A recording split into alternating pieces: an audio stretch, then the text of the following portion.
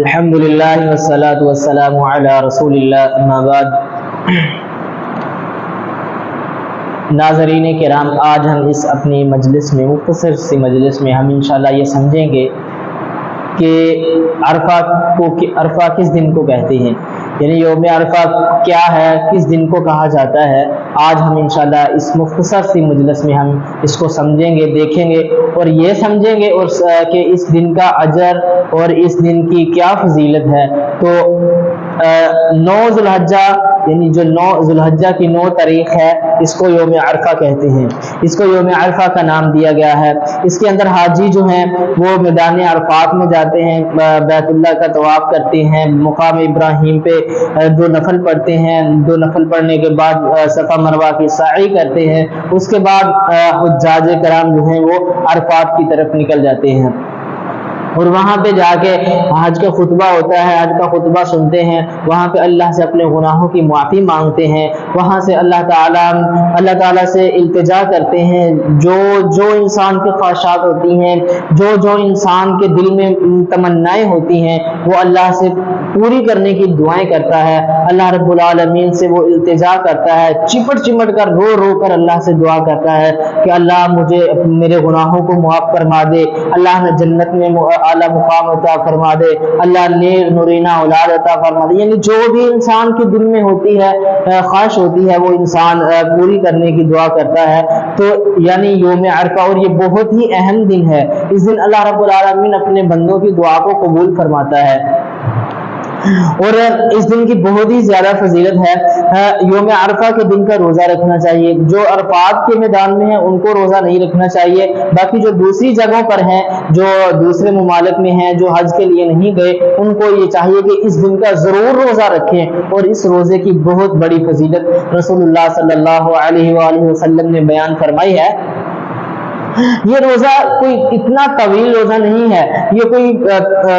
3-4 دن کے روزے نہیں ہیں یا مہینے کے روزے نہیں ہیں، بلکہ یہ 1 دن کا روزہ ہے، اور یہ تقریباً زیادہ سے زیادہ 16-17 گھنٹے کا روزہ ہوگا۔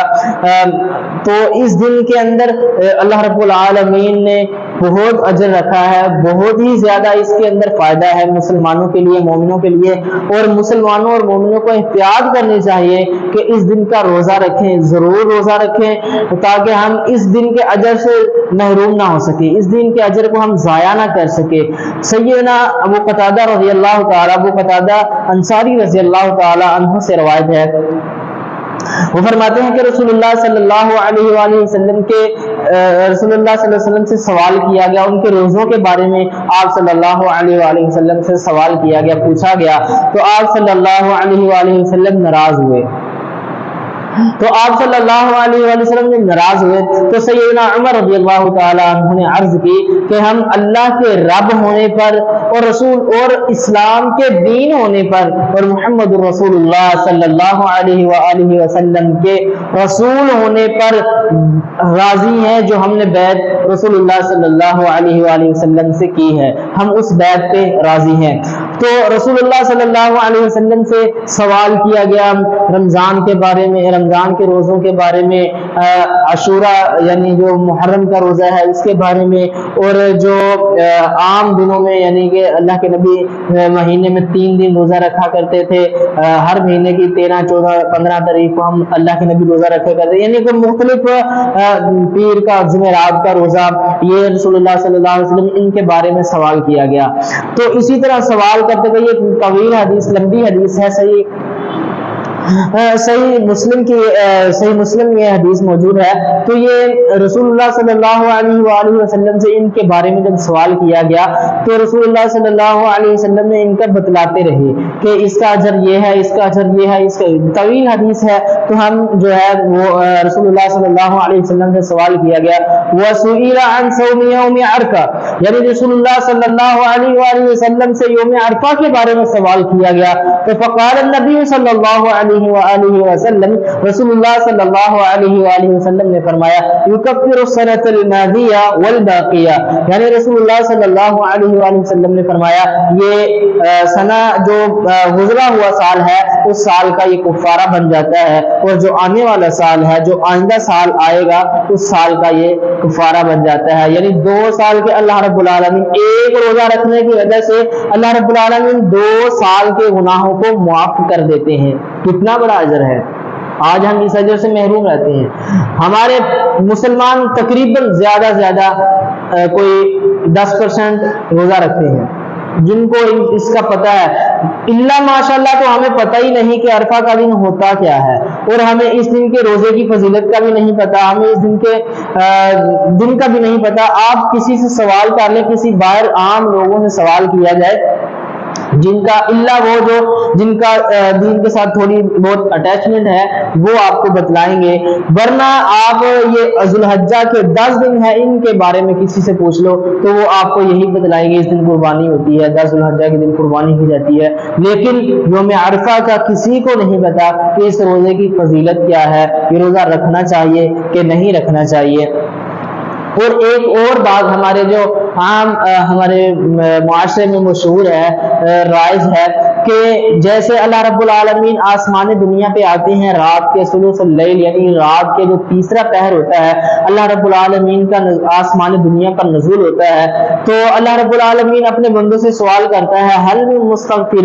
ہے کوئی میرے سے معافی مانگنے والا، ہے کوئی میرے سے شفا مانگنے والا، ہے کوئی میرے سے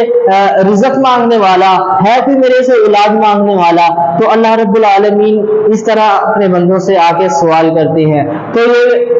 کہا جاتا ہے جیسے اللہ رب العالمین عام دنوں کے اندر آدھی رات کے وقت اللہ رب العالمین آسمان دنیا پر آتے ہیں، تو اسی طرح اللہ رب العالمین جو ہے عرفہ کے دن، یعنی کہ عرفہ کے دن میں اللہ رب العالمین کا نزول آسمان دنیا پر ہوتا ہے، اور یہ حدیث کسی بھی صحیح حدیث میں نہیں ہے، یہ ضعیف حدیث بیان کی جاتی ہے۔ تو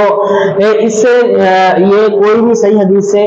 نہیں ملتی، اس کی دلیل نہیں ملتی۔ اور اسی طرح سعید بن مسیب رحمہ اللہ سے روایت ہے، وہ فرماتے ہیں سیدہ عائشہ رضی اللہ تعالی عنہ نے فرمایا کہ رسول اللہ صلی اللہ علیہ وآلہ وسلم نے فرمایا کہ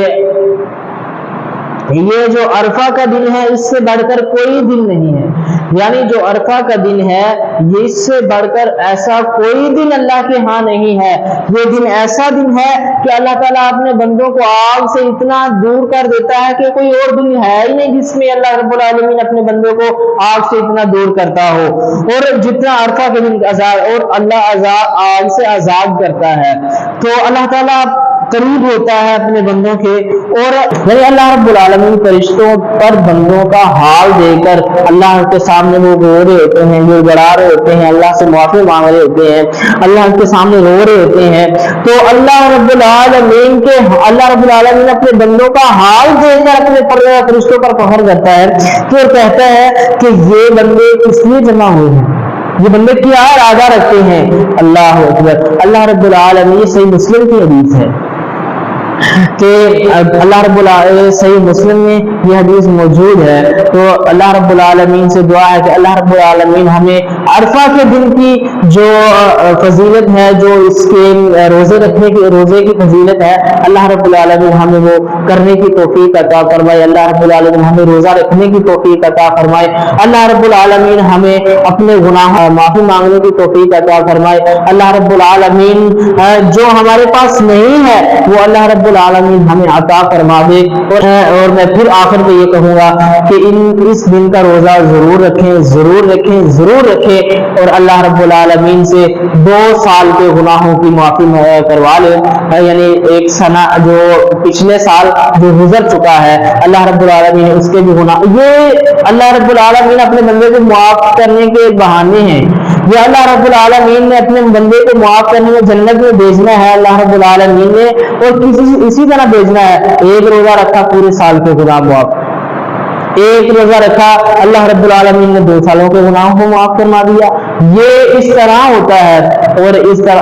دن کا روزہ ضرور رکھنا چاہیے. اللہ رب العالمین ہمیں ان دنوں سے فائدہ اٹھانے کی توفیق عطا فرمائے. اللہ رب العالمین سے دعا ہے کہ اللہ رب العالمین ہمیں یوم عرفہ کا روزہ اور خالصتاً للہیت کے لیے رکھنے کی توفیق عطا فرمائے. وما علینا الا البلاغ المبین.